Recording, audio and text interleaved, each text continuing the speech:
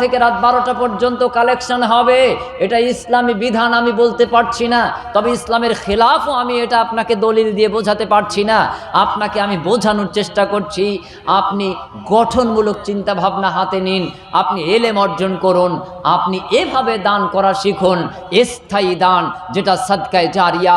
সেই মুসলিমের মধ্যে হাদিস এসেছে, আমার নাজিম ভাই তিনি আপনাকে বলছিলেন, প্রথমে একটা শব্দ বলেছেন, ইদা মাতাল ইনসানু ইন কাতা আনহু আমালু ইল্লা মিন সালাসা আও সাদাকাতিন দারিয়া আও ইলমিন ইউনতাফাউ বি আও ওয়ালাদিন সালিহি ইয়াদউ লা, রাওয়াহু মুসলিম। মুসলিম শরীফের হাদিস। সম্মানিত উপস্থিতি, আল্লাহর নবী বলছেন, মানুষ যখন মারা যায় সব আমলের দরজা বন্ধ হয়ে যায়, তিনটি দরজা খোলা থাকে, যে এলেম অর্জন, সাদকায়ে জারিয়া, যে দানের রান ক্ষমতা আছে, চলার শক্তি আছে, সেই দান। আপনি ওই যে মাদ্রাসায় দুটো ইট দান করে গেলেন, যতদিন পর্যন্ত ইমারত দাঁড়িয়ে থাকবে ততদিন পর্যন্ত আপনি সওয়াব পেতে থাকবেন, কেউ কেড়ে নিতে পারবে না, আটকাতে পারবে না। ওই যে আপনি এক খণ্ড কোরআন দান করে গেলেন, যতদিন পর্যন্ত তেলাওয়াত হতে থাকবে, পঠন পাঠন থাকবে, আপনার নামা আমলে সওয়াব বাড়তেই থাকবে, কেউ আটকাতে পারবে না। ওই যে আপনি মসজিদে একটা টাইলস দিয়ে গেলেন, যতদিন পর্যন্ত মসজিদ প্রতিষ্ঠিত থাকবে ততদিন পর্যন্ত আপনার নামা আমলে সওয়াব বৃদ্ধি হতে থাকবে, কেউ কমাতে পারবে না। এটা হলো সাদকায়ে জারিয়া, যে দানের জীবন আছে, যে দান, যে আমল দৌড়াতে পারে। ওই যে আপনি রাস্তার ধারে একটা আমের চারা বসিয়ে দিলেন, এক সময় গাছে ফল হলো, কাকে খেলো, শালিকে খেলো, পাখিতে খেলো, মানুষে খেলো, অথবা অন্য কোনো প্রাণীতে খেলো, তাতে কি? আপনার নামা আমলে সাদকায়ে জারিয়া হিসেবে সওয়াব বাড়তেই থাকবে। এটা হলো স্থায়ী দান, এটা হলো শক্তি সম্পন্ন দান, এটা হলো জীবন্ত দান, কিয়ামত পর্যন্ত আপনার নামা আমলে সওয়াব বাড়তেই থাকবে। আর 2 নাম্বার হলো এমন ইলম যা আপনি অর্জন করে গেছেন, আবার বিতরণও করে গেছেন। আজকে আল্লাহর সমর্থনে কয়েকটি কথা বলছি, যা আল্লাহ শিক্ষা দান করেছেন, আপনাদের কাছে বিতরণ করে গেছি। এক্ষুনি চোখ বন্ধ হয়ে গেল, মারা গেলাম, আমি কিয়ামত পর্যন্ত এই বিতরণ করার কারণে ইখলাস যদি থাকে, অবশ্যই আমার নামা আমলে সাদকায়ে জারিয়া হিসেবে এটা চালু থাকবে। আও ওয়ালাদিন সালিহি ইয়াদউ লা, আর এমন রক্ত রেখে গেলাম, যে রক্ত ওই পিতামাতার জন্য দোয়া করবে, ওই দাদা দাদুর জন্য দোয়া করবে, ওই নানা নানির জন্য দোয়া করবে, ওই মুসলিম উম্মার জন্য দোয়া করবে। এই সাদকায়ে জারিয়া 3টি দরজা খোলা, বাকি সব বন্ধ হয়ে যায়, বাকি সব বন্ধ হয়ে যায়। অতএব আপনি ধর্মসভায় এসে 10,000 দান করেন, ভালো কথা, কিন্তু আপনার দান হবে এরূপ, আমাকে আল্লাহ যতদিন সামর্থ্য দেবেন, প্রতি বছর 12 মাস অন্তর আমি 10,000 করে টাকা দেব। এরকম যদি সমাজে 10 জন মানুষ হয়, 1 লাখ টাকা হবে, প্রত্যেক বছরে 1 লাখ টাকা আসবে, ওটা নির্দিষ্ট। আপনি আপনার সুযোগ সুবিধা অনুযায়ী মাদ্রাসার অ্যাকাউন্টে দিয়ে দেবেন, অথবা ক্যাশিয়ারের কাছে এসে জমা করে স্লিপ নিয়ে বাড়িতে চলে যাবেন। আরেকজন কালেক্টর তাকে বেতন দিয়ে রাখার দরকার হবে না। এই শিক্ষক সাহেব, শিক্ষিত মানুষ, মুহাদ্দিস মানুষ, শাইখুল হাদিস মানুষ, তাকে আর বস্তা নিয়ে আপনার বাড়ি বাড়ি ঘুরতে হবে না, রশিদ বই নিয়ে আপনার বাড়ি বাড়ি যেয়ে তাকে ভিক্ষুকের ন্যায় হাত পাততে হবে না। শিক্ষক হলো সমাজের সব থেকে সম্মানিত শ্রেণী, মুহাদ্দিস হলো সমাজের সব থেকে সম্মানিত শ্রেণী। আপনি কেন তাকে ভিক্ষার ঝুলি হাতে ধরিয়ে দেবেন? অপরদিকে 5 জন মানুষ, অপরদিকে 5,000 টাকা দেওয়ার মতন 20 জন মানুষ হবেন, এদিকে আপনার আবার 2 লাখ টাকা হয়ে যাবে। 2,000 করে দেওয়ার মতন 50 জন মানুষ হবেন, আর 1 লাখ টাকা হয়ে যাবে। 1,000 করে দেওয়ার মতন 100 জন মানুষ হবেন, 1 লাখ টাকা হয়ে যাবে। আপনার মাদ্রাসা চালাতে বছরে 10 লাখ খরচ।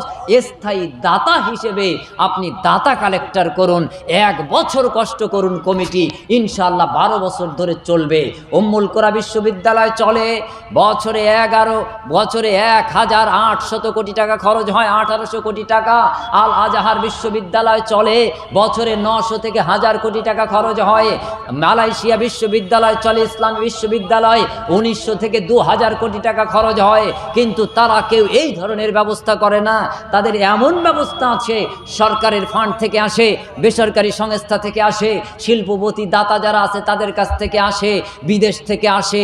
নির্দিষ্ট পরিক্রমা তারা অবলম্বন করেছে, একবারই কষ্ট করেছে, পূর্ণাঙ্গ রূপরেখা পেয়ে গেছে। 5 বছর কষ্ট হয়েছে, এখন 50 বছর চলছে, এখন 75 বছর চলছে, আগামী 100 বছর চলবে, 500 বছর চলবে, বিল্ডিংয়ের পর বিল্ডিং বাড়বে, জমির পর জমি বাড়বে, প্রফেসরের পর প্রফেসর বাড়বে, স্টুডেন্টের পর স্টুডেন্ট বাড়বে।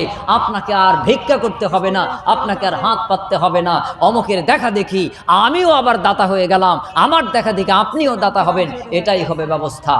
আপনার বাড়ির উঠোনে একটা আম গাছ আছে, দুটো নেই, একটা আম গাছে 5টা ডাল আছে, আপনি তার মধ্য থেকে একটা ওই আম গাছের ডাল মাদ্রাসার জন্য ধার্য করবেন। এই 10টা ডালের মধ্যে একটা ডালে যতটা আম হবে ওটা মাদ্রাসায় যাবে, বিক্রি করে মাদ্রাসায় টাকা দেব, অথবা মাদ্রাসাকে বলে দেব আম পাকলে ব্যাপারীকে দিয়ে এই ডালের আম 5 কেজি 10 কেজি মাদ্রাসার জন্য নিয়ে যাবেন। দুটো নারকেল গাছ আছে, একটা নারকেল গাছ মাদ্রাসার জন্য মসজিদের জন্য নির্দিষ্ট থাকবে, যতদিন বেঁচে থাকবে ততদিন এই গাছটার ফল মাদ্রাসা পাবে। এই গাছটা মরে গেলে গাছ বিক্রি করে মাদ্রাসা টাকা নিয়ে নেবে। আপনার বাঁশ ঝাড় আছে, প্রত্যেক বছর 200 বাঁশ বিক্রি করেন, আপনি ওখান থেকে একটা ছোট্ট ঝাড়, এটা মাদ্রাসার ঝাড়, এই ঝাড়ে বছরে 10টা বাঁশ হবে, ব্যাপারীকে দিয়ে বিক্রি করে ওটা মাদ্রাসা কমিটি নিয়ে নেবে, মাদ্রাসায় জমা হবে। এটা স্থায়ী দান। আপনার 1 বিঘা জমি আছে, 1 বিঘা জমিতে 20 বস্তা ধান হয়, এই 20 বস্তা ধানের ওসর যেটা সেটা আদায় করার পরে নির্দিষ্ট হালাল আমার অর্থ থেকে, আমার অংশ থেকে মাদ্রাসার ছাত্রদের জন্য, শিক্ষকদের জন্য আমি নির্দিষ্ট এত পরিমাণ রেখে দিলাম, প্রত্যেক বছর আমি সেটা দেব, প্রত্যেক বছর আমি সেটা দেব। আপনি ব্যবসা করেন, দোকানদার, দৈনিক আপনার 2000 টাকা বেচা কেনা হয়, এই 2000 টাকা বেচা কেনার মধ্যে আপনি বলবেন 1%, অর্থাৎ 2000 টাকা বেচা কেনা হলে আমি 1% আমি মাদ্রাসার জন্য নির্দিষ্ট করলাম বরকতের আশায়, যতদিন বাঁচবো ততদিন পর্যন্ত করব। আপনি মাস্টারি চাকরি করেন, 35, 45, 50 হাজার টাকা বেতন, আপনি 50 হাজার টাকা বেতন পান, আপনার নিয়ত থাকবে আমি এই মাসের বেতন তুলে 2000 টাকা মাদ্রাসায় দেব, 12 মাসে 2000 করে 24,000 টাকা দেব। আপনাকে ভাবতে হবে, মানবিক দায়িত্ববোধের পরিচয় দিতে হবে, আমিও মাস্টারি করি, আমার বেতন 45,000 টাকা, আর আমার সমাজের মাদ্রাসায় এই শিক্ষকগুলি ডিউটি করে বেশি, শ্রম দেয় বেশি, পড়ায় বেশি, কষ্ট বেশি, ওদের বেতন 5,000, 7,000, 10,000 টাকা, ওদের পান্তা আনতে, চাল ফুরায়, চাল আনতে তেল ফুরায়, এই অবস্থা হয়। আপনি 50,000 টাকা বেতন পান, আপনি আপনার বেতনের একটা নির্দিষ্ট পার্সেন্টেজ মাদ্রাসার জন্য ধার্য করবেন, যতদিন চাকরি থাকবে ততদিন দেবেন। যদি দিতে পারেন, মাদ্রাসাকে আর ভিক্ষার ঝুলি নিয়ে যেতে হবে না, মাদ্রাসা বিশ্ববিদ্যালয় রূপ ধারণ করবে, শিক্ষার মান উন্নয়ন হবে। এই মাদ্রাসাগুলির সমীক্ষা চালাতে যে আমরা দেখেছি, মাদ্রাসার শিক্ষক মহাশয় যারা আছেন তারা শিক্ষা খাতে যতটা সময় দেয়, তার থেকে মাদ্রাসার বিল্ডিং উন্নয়নের জন্য, তাদের বেতনের টাকার ঘাটতি যাতে না হয় তার জন্য আদায়ে তাদের সময় দিতে হয় সিংহভাগ। এর জন্য আমার আপনার কলিজার টুকরো ছেলে মেয়েগুলি, তাদের যে মেধা, তাদের যে চিন্তা শক্তি, তাদের যে শিক্ষার পথ পরিক্রমা, এটা বিধ্বস্ত হয়, এটা ক্ষতিগ্রস্ত হয়, বাধাপ্রাপ্ত হয়। আপনি ভেবেছেন যে আপনি আপনার এই মাদ্রাসার শিক্ষকগুলিকে সঠিকভাবে বেতন দিয়ে, বিল্ডিং কয়েকটা করে দিয়ে, ছেলেগুলিকে দিয়ে দিলে মনে হয় তারা মানুষ হবে? সম্ভব নয়। এটা ছিল সেই পণ্ডিতদের যুগ ছিল, পণ্ডিত মাস্টার যারা ছিল, আমি দেখেছি, তার কাছে পড়িনি, আমার আব্বার শিক্ষক, আমার মায়ের শিক্ষক একজন পণ্ডিত স্যার ছিলেন, মাথায় চুল নেই, বয়স্ক মানুষ, ধুতি পরতেন, কি তাদের আদব, কি তাদের আদর্শ। আমার বাপ মা বৃদ্ধা হয়ে গেছে, পণ্ডিত মশাই তিনি বাড়িতে এসেছেন, বাজার করতে এসে বাড়িতে ঢুকেছেন, ডাক দিয়ে বলছেন, অমুক বাড়িতে আছো? আব্বা ছুটে গেলেন, পণ্ডিত বৃদ্ধ মানুষ তিনি এসে বসেছেন, আব্বার নিজের চেয়ার এগিয়ে দিয়ে বসতে দিলেন। পণ্ডিত তখন জিজ্ঞেস করছে, বাবা তুমি তো সেই পড়াশোনা করেছিলে, কবিতাটা মনে আছে? বাপ পরিচয় করিয়ে দিচ্ছেন, এনি আমাদের স্যার, আমরা গল্প গুজব করছি, আমাদেরকে তিনি এইভাবে বোঝাচ্ছেন যে এখনকার টিচারেরা তো আর সেই দায়িত্ব পালন করে না, আমরা 1 টাকা 1.5 টাকায় আমরা শিক্ষকতা করেছি, টাকা পেতাম কি পেতাম না এটা জানি না, কিন্তু তখন বাড়ি বাড়ি ঘুরে ঘুরে আমরা ছাত্র নিয়ে যে তারপরে আমরা স্কুলে পড়াতাম। আর এখন তো স্কুল বেল বাজার আগে ভরে যায়, এখন তো স্কুলে যাওয়ার জন্য সাইকেল দেয়, এখন তো ল্যাপটপ মোবাইল দেয় সরকার, কত ব্যবস্থা। তখন এটা ছিল না, কিন্তু তাদের যে দায়িত্ব ছিল সেই দায়িত্ববান মানুষ কিন্তু আমরা আর নেই, আমরা আর পাচ্ছি না। আপনি বাপ, আপনি মা, আপনি নিজেই তো সেই দায়িত্বশীল নন। যে ছেলেটা আপনার কথা শোনে না, যে ছেলেটা স্কুলে যায় না, যে ছেলেটা খুব বদমেজাজি, যে ছেলেটা সবসময় ঝগড়ায় লিপ্ত, যে ছেলেটা সবসময় বল নিয়ে মাঠে থাকে, ওটাকে আপনি দড়ি দিয়ে বেঁধে তারপর মাদ্রাসার রুমে হুজুরের কাছে দিয়ে বলেন, স্যার হুজুর মাওলানা সাহেব আপনার কাছে রেখে গেলাম, ওর হাড়গুলি আমার কাছে দেবেন, মাংসগুলি আপনার কাছে দিয়ে দিলাম। আর আপনার যে ছেলেটা মেধাবী, স্কুলের ফার্স্ট বয়, আপনি তাকে মাদ্রাসায় দেন না, কারণ আপনি ওকে এমবিবিএস ডাক্তার বানাবেন, ওকে ইঞ্জিনিয়ার বানাবেন, ওকে ব্যারিস্টার বানাবেন, ওকে আইপিএস আধিকারিক বানাবেন। আর মাদ্রাসায় এখানে যারা পড়ে ওরা কি হবে? ওদেরকে আপনি কি বানাতে চান? আপনি বাপ, আপনি দায়িত্বশীল হন। স্কুলের মান মাদ্রাসায় দিতে হবে, মাদ্রাসার মান স্কুলে দিতে হবে। এই দুইটি শিক্ষা কেন্দ্রের মধ্যে মৌলিক কোনো পার্থক্য নেই, মৌলিক এক এবং অভিন্ন। বরং মাদ্রাসার সিলেবাস শিক্ষা ব্যবস্থায় শিষ্টাচার শেখানো হয়, নৈতিকতার সবক দেওয়া হয়, যেটা আপনার পারিবারিক, আপনার পার্থিব, আপনার পরকালীন জীবনের জন্য অতীব জরুরি, যা স্কুল সিলেবাসে পাওয়া যায় না। তবে আজ থেকে 25-30 বছর আগে স্কুল সিলেবাসেও এগুলি ছিল, না হয় 40-50 বছর আগে এই শিষ্টাচার নৈতিক আদর্শ এই সিলেবাসে যুক্ত ছিল। এখন না হয় আমাদের বিদ্যালয়গুলি এগুলি ঝেড়ে ফেলা হয়েছে, দুর্নীতিপরায়ণ হওয়ার কারণে এগুলি আর আমাদের মধ্যে দেখা যায় না। আপনার ছেলেটা পার্টি করতে করতে নাঠিয়াল হয়ে গেছে, ও আজকে মাস্তানের রূপ ধারণ করেছে। আপনি বাপ, আপনি মনে করছেন আমার ছেলে খুব শক্তি সঞ্চয় করেছে, বড় পদ প্রাপ্তি হয়েছে, আসলে কিন্তু তা হয়নি। আগেকার সময় ঘরের মাটির এই কি বলে আপনার পেনে পোতা, এটা কেটে শিং কেটে ঘরে ঢুকে মাল জিনিস চুরি করত। তারা হয়তো একটা বটি নিয়ে যেত, একটা আপনার কি বলে অ্যালুমিনিয়াম কলসি হাঁড়ি নিয়ে যেত, অথবা কিছু টাকা পয়সা নিয়ে যেত। কিন্তু আজকে আপনার ছেলেটা এমন পজিশনে বসেছে, সে যা চুরি ডাকাতি করছে সরকারও কল্পনা করতে পারে না, প্রধানমন্ত্রীও কল্পনা করতে পারে না যে মানুষ ঘরে বসে অফিসে বসে এত চুরি করতে পারে। ডাকাতও কল্পনাহীন হয়ে যায় যে এভাবে বসে ও এত ডাকাতি করা যায়। কারণ কি? এত শিক্ষার হার বাড়ছে, এত ডিগ্রির হার বাড়ছে, শুধুমাত্র নৈতিকতার অভাব, নীতি আদর্শের অভাব। সেই নীতি আদর্শ যেমন বাপ হারিয়েছে, মা হারিয়েছে, সন্তানরাও হারিয়েছে। কিভাবে হারিয়েছেন দেখেন। মা, আপনি সন্ধ্যা থেকে রাত 10টা পর্যন্ত সিরিয়ালগুলি চালিয়ে আপনি নিজে দেখছেন, এদিকে গ্যাসের চুলো জ্বালিয়ে দিয়ে ওদিকে টিভিতে নিয়মিত সিরিয়াল দেখছেন। আপনার ছেলে, আপনার মেয়েকে আপনি প্রাইভেট টিউটরের কাছে আরেক রুমে বসিয়ে দিয়ে বারবার বলছেন, ভাব ভালো করে পড়, 2000 টাকা দিতে হয় স্যারকে, খুব কষ্ট করে আয় করি। আপনি কি মনে করছেন আপনার এই ছেলে মেয়ে ও একদিন বড় শিক্ষিত হয়ে আপনাকে চিনবে, আপনাকে মানবে? কোশ্চিনকালেও হবে না। ও হবে পাক্কা ডাকাত, ও হবে পাক্কা বদমাশ।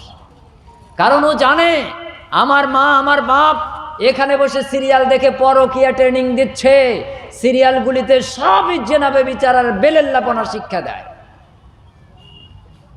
এই জন্যই তো আপনার ছেলে মেয়ে যখনই সময় পায় তখন অপর একজনের সাথে মিস কল দিয়ে তার সাথে এবার কানেক্ট হয়ে যায়।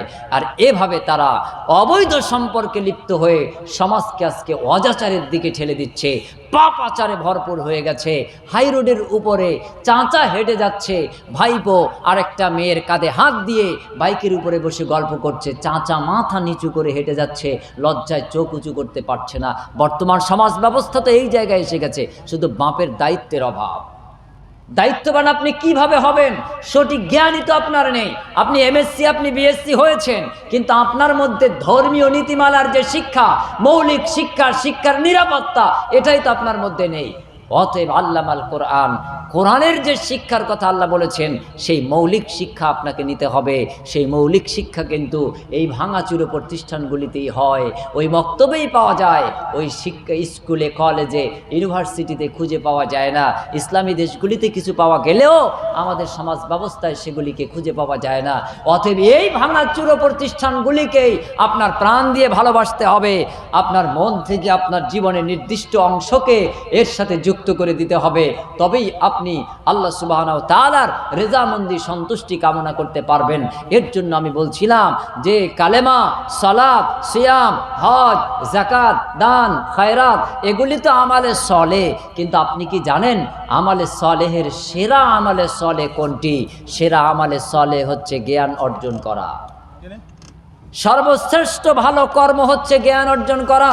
বাইক চালাবেন, চালানোর আগে শিখতে হবে।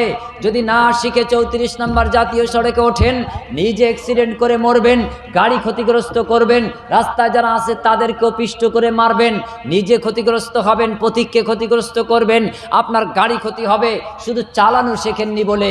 অতএব অবশ্যই আপনাকে এলেম অর্জন করে আমল করতে হবে। এলেম ছাড়া যদি আমল করেন, ওই আমলের কতটুকু দাম আছে মৃত্যুর পর বুঝতে পারবেন, এখন বুঝতে পারবেন না। অতএব এলেম অর্জন করুন, জ্ঞান অর্জন করুন। জ্ঞান অর্জন করে আপনি কক্ষিগত করবেন না। বাল্লিগু আন্নি ওয়ালাউ আয়া। আল্লাহ নবী সাল্লাল্লাহু আলাইহি ওয়াসাল্লাম বলেছেন, আমার পক্ষ থেকে যদি একটা আয়াতও জানো, একটা ওয়ার্ডও জানো, সেটা অবশ্যই তোমরা বিতরণ করবে, অপরের কাছে পৌঁছে দেবে, যারা জানে না তাদের কাছে পৌঁছে দেবে। আমি আপনি কতটুকু সেই দায়িত্ব পালন করছি? এই দায়িত্ব কিন্তু কষ্ট সৃষ্ট যেভাবেই অভাব দুস্থতার মধ্য দিয়ে মাদ্রাসার সাথে জড়িত যারা তারাই করছে। তাদের দোষও বেশি, তাদের ত্রুটিও বেশি, আবার তাদের কাজও বেশি। এজন্য আমি বলি, যে মাছ খায় তারই কাঁটা বাঁধে, যে মাছ খায় না তার কিন্তু কাঁটা বাঁধার কথা নয়। যে সাদা জামা পরে তার দাগ দেখা যায় বেশি, যিনি রঙিন জামা পরে তার দাগ লাগে না এমনটা নয়, তারও লাগে, দেখা যায় না।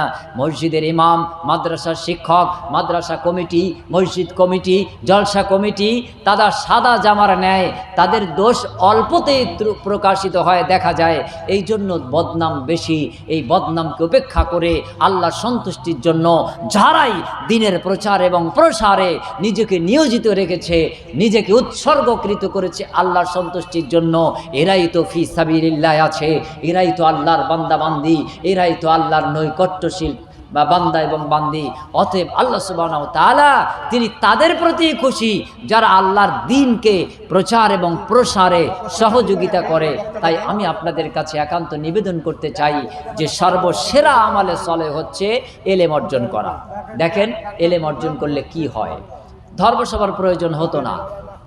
ইমাম সাহেব মাগরিবের নামাজে আপনার জন্য সম্মেলন করেছে, আপনার জন্য 5 লাখ টাকার জলসা করেছে, বক্তব্য রেখেছে, কিন্তু আপনি বুঝতে পারেননি সেই ইমাম সাহেব মাগরিবের নামাজে যে 5 লাখ টাকার জলসাটা করেছে। একটু নকল করছি, শোনেন। বিসমিল্লাহির রহমানির রহিম। পরম করুণাময় অসীম দয়ালু আল্লাহর নামে শুরু। আলহামদুলিল্লাহি রাব্বিল আলামিন, যিনি বিশ্বজাহানের প্রতিপালক, প্রশংসা কেবল তানারই। আর রহমানির রহিম, যিনি অতীব দাতা, অতীব দয়ালু। মালিক ইয়াউমিদ্দিন, যিনি বিচার দিবসের একচ্ছত্র মালিক। ইয়্যাকা না'বুদু ওয়া ইয়্যাকা নাস্তাঈন, আমরা তারই কেবল ইবাদত করি, যা প্রয়োজন কেবল তার কাছেই চাই। ইহদিনাস সিরাতাল মুস্তাকিম, আমাদেরকে সরল এবং সোজা পথ দান করো। সিরাতাল্লাযীনা আন'আমতা আলাইহিম গায়রিল মাগদুবি আলাইহিম ওয়ালাদ-দাল্লিন, যারা তোমার পথে চলে তোমার নিয়ামতে ধন্য হয়েছে, তাদের পথের পথিক আমাদেরকে করো, তাদের পথের পথিক আমাদেরকে করো না যারা যে পথে চলে তোমার গজবে পতিত হয়ে নিঃস্ব ধ্বংস হয়েছে। হে আল্লাহ, আমাদের এই দাবি কবুল করুন, আমিন। ইমাম সাহেব লক্ষ লক্ষ টাকার থেকে মূল্যবান ওয়াজ মাগরিবের নামাজে, এশার নামাজে, ফজরের নামাজে আপনার কর্ণকুহরে পৌঁছে দিয়েছে। আপনি অর্থ বোঝেননি, তাই আপনি এ ওয়াজ শুনতে পাননি, তাই তো আবার রাত 12টার সময় বসে আছেন। আর তার থেকেও ভালো ওয়াজ শোনার জন্য ওর থেকে ভালো ওয়াজ পাওয়া যাবে না। ইমাম সাহেব তারপরে বলেছেন, বিসমিল্লাহির রহমানির রহিম, পরম করুণাময় অসীম দয়ালু আল্লাহর নামে শুরু। ওয়াল আসর, কসম যুগের কসম, কালের কসম, আসরের। ইন্নাল ইনসানা লাফি খুসর, নিশ্চয় মানব জাতি ক্ষতিগ্রস্তের অন্তর্ভুক্ত। ইল্লাল্লাযীনা আমানু, তবে তারা নয় যারা আমি আল্লাহকে বিশ্বাস স্থাপন করে চলেছে। ওয়া আমিলুস সলিহাত, ভালো কাজ করে চলেছে। ওয়া তাওয়াসাউ বিল হক, হকের উপর আছে। ওয়া তাওয়াসাউ বিস সাবর, বিপদ আপদে মুসিবতে আল্লাহর উপরে ধৈর্য ধারণ করে চলে, এরা সফলতা পেয়ে গেছে, এরা ক্ষতিগ্রস্তের অন্তর্ভুক্ত নয়। ইমাম সাহেব কোটি টাকার বক্তব্য দিয়েছে এশার নামাজে, প্রথম 2 রাকাতে আপনি বুঝতেই পারেননি। ইমাম সাহেব দ্বিতীয় রাকাতে এশার নামাজে পড়ল, বিসমিল্লাহির রহমানির রহিম, পরম করুণাময় অসীম দয়ালু আল্লাহর নামে শুরু। কুল বলো, ও আল্লাহু আহাদ, আল্লাহ এক, তিনি অদ্বিতীয়, আল্লাহুস সামাদ, তিনি চিরঞ্জীব অমুখাপেক্ষী, লাম ইয়ালিদ ওয়া লাম ইউলাদ, তিনি কারোর থেকে জন্ম নেননি, কাউকে জন্ম দেননি, এসব থেকে তিনি পাক ও পবিত্র, ওয়ালাম ইয়াকুল লাহু কুফুয়ান আহাদ, তার সমতুল্য সমকক্ষ কেউ বা কিচ্ছু নেই। ইমাম সাহেব 10 কোটি টাকার ওয়াজ, তাওহীদ, আল্লাহর পরিচয় আপনার কানে পৌঁছে দিয়েছেন, কিন্তু আপনি তো এই কয়েকটি আয়াত, কয়েকটি শব্দ, ছোট্ট একটি সূরা, তার অর্থ বুঝতে পারেননি। ইমাম সাহেব একটু রুকুতে লম্বা রুকু দিয়েছে, সেজদাটা একটু লম্বা দিয়েছে, আপনি পিছনে কাশি খাকানি কাখানি দিয়ে সিগন্যাল দিয়ে ইমাম সাহেবকে সালাম ফেরানোর জন্য তাগাদা শুরু করে দিয়েছেন। আপনি যদি এর অর্থ বুঝতেন তাহলে রাত 12টা পর্যন্ত এখানে বসে যে জলসা শুনছেন, আপনি ইমাম সাহেবকে বলতেন, ইমাম সাহেব এশার নামাজের প্রথম 2 রাকাতটা বাকারা দিয়ে পড়ুন, সূরা আলী ইমরান দিয়ে পড়ুন, সূরা ইয়াসিন পাঠ করুন, সূরা কফ পড়ুন, সূরা কাহাফ পড়ুন, সূরা মুলক পড়ুন, সূরা হাসর পড়ুন। আপনি শুধু বলতেন, আরো সুমধুর কণ্ঠে আপনি তেলাওয়াত করুন। আপনি পিছনে কাঁদতেন, আপনি পিছনে ওই আয়াত শুনে আবার হাসতেন, আপনি পিছনে আনন্দিত হতেন সুসংবাদ পেয়ে, কিন্তু আপনি বোঝেন না বলে আপনি কাশি দিয়ে সিগন্যাল দিচ্ছেন, ইমাম সালাম ফিরাও তাড়াতাড়ি, তা না হলে যে 5000 বেতন দেই ওটাও বন্ধ হয়ে যাবে। সব আমলের সেরা আমল জ্ঞান অর্জন করা। জ্ঞান যদি অর্জন হয়, সফলতা পাওয়া যায়, সমৃদ্ধি অর্জন হয়, মুক্তি পাওয়া যায় জাহান্নাম থেকে, জান্নাত অর্জন হয়। আর জ্ঞান যদি না থাকে, মাথা ঠুকে কপালের চামড়া কালো করে জান্নাত অত সহজে পাওয়া যাবে না। সারা রাত তাহাজ্জুদের সালাত আদায় করলেন, আর একটা হাদিসের শব্দ আপনি শিখলেন, ওই সারা রাত তাহাজ্জুদের সালাত আদায়ে যে নেকি আপনি পাবেন, একটা শব্দ অর্জন করার জন্য, শেখার জন্য, তার থেকে বেশি আল্লাহ খুশি হয়ে যাবে। এখন আপনি সিদ্ধান্ত নেন আপনি কোন পথে আসবেন। সম্মানিত উপস্থিতি, আপনাদের কাছে একান্ত নিবেদন করছি, অসুস্থ শরীরে দীর্ঘদিন বাদে আপনাদের কাছে আল্লাহ তৌফিক দিয়েছেন, এসেছি, কিছু কথা বললাম। আপনাদের কাছে একান্ত নিবেদন রাখছি, কোরআন পড়ুন, কোরআন বুঝুন, কোরআন দিয়ে জীবন গড়ুন, ছেলে মেয়েদেরকে কোরআন শেখান, সমাজে কোরআনের প্রসার ঘটান, ফ্রি কোরআন বিতরণ করুন। যত বেশি কোরআন বিতরণ করবেন, যত বেশি কোরআন পড়বেন, তত বেশি আপনি পরিশুদ্ধ হবেন, তত বেশি আপনার মন বড় হবে। মনে রাখবেন, জান্নাতে যাওয়া সম্ভব হবে না। আপনার এই বুকটা 32 ইঞ্চি হতে পারে সিনাটা, কিন্তু পৃথিবীর 800 কোটি মানুষকে এই সিনায় আপনাকে জায়গা দিতে হবে। যদি আপনার বুকে পৃথিবীর 850 কোটি মানুষের স্থান হয়, জায়গা হয়, তবে মনে রাখবেন আপনি জান্নাতি। সংকীর্ণ মনা মানুষ জান্নাতে যেতে পারবে না, ছোট মনের মানুষ জান্নাতে যেতে পারবে না। মন হতে হবে বৃহৎ, বিরাট মনের অধিকারী হতে হবে, তবেই আপনার জন্য জান্নাত আছে। আপনার শত্রু বলে কেউ থাকবে না, আপনি সবার বন্ধু, আপনার বন্ধু সবাই, শত্রু মিত্র সব আপনি আল্লাহর খুশির জন্য বন্ধু বানিয়ে নেবেন। কোনো প্রতিষ্ঠান আপনার শত্রু নয়, স্কুল, কলেজ, ইউনিভার্সিটি, মাদ্রাসা, মক্তব, মসজিদ সব আপনার বন্ধু, সব আপনার প্রতিষ্ঠান। আল্লাহ আপনাকে আমানতদার করে দিয়েছেন। অতএব এই প্রতিষ্ঠানের জন্য যেমন দরদ, আরেক সমাজের প্রতিষ্ঠানের জন্য তেমন দরদ থাকবে। যেখানে যতটুকু সামর্থ্য আছে সেখানে ততটুকু দিতে হবে। পরিশেষে আপনাদের কাছে একান্ত দাবি রাখছি, রহমত আলী 1000 টাকা, আলহামদুলিল্লাহ অনেক আল্লাহর বান্দা বান্দি বেনামে আমার হাতে কিছু টাকা দিয়ে গেছেন। আল্লাহুম্মা সাল্লি আলাইহি আল্লাহুম্মা বারিক আলাইহি। আল্লাহর এক বান্দা 1000 টাকা দান করেছেন। আর যুগল আমাদের জিলাপি বিক্রি করে আর কি, যুগল কি ওরা জানি না, একজন ব্যবসায়ী, মিষ্টি ব্যবসায়ী, তিনি